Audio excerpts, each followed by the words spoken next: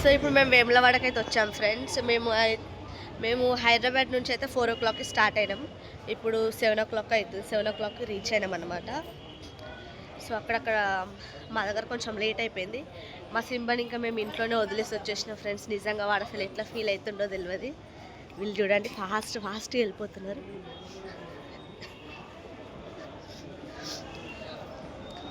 మా మమ్మీకి మోకాళ్ళ నొప్పులు, అందుకే మెల్లగా వస్తుంది. సో ఇక్కడ వరకు అయితే అసలు ఏం రష్ లేదు. ముందు చాలా అంటే చాలా రష్ ఉంది. వీళ్ళు ఇంతసేపు టిక్క నడుచుకుంటూ వచ్చి ఇక్కడే ఆగిపోయారు అనమాట.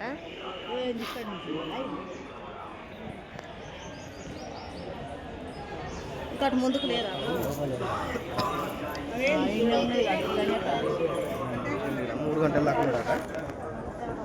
ఎవరు అడిగితే 3కి పోయి ఇంత కూర తిరుగుతాయి.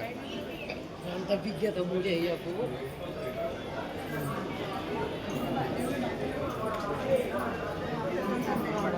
అయింది.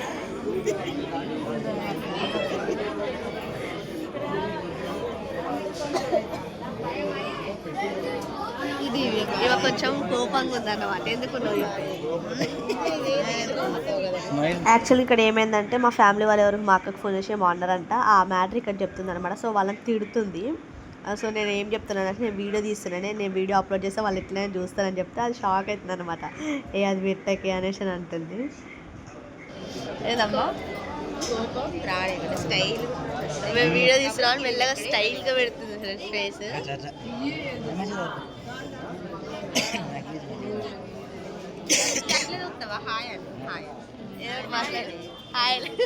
హాయ్ లేదు పీలేదట.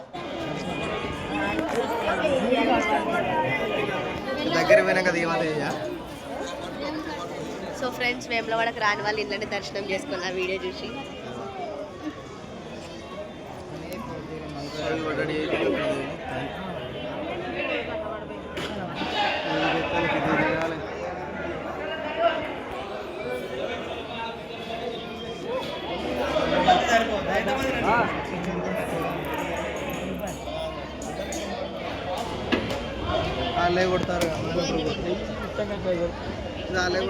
సో ఫైనల్గా మా దర్శనం అయితే కంప్లీట్ అయిపోయింది ఫ్రెండ్స్. ఇప్పుడు మేము ఇక్కడ నుంచి కొండగట్టుకు అయితే వెళ్ళాలన్నమాట.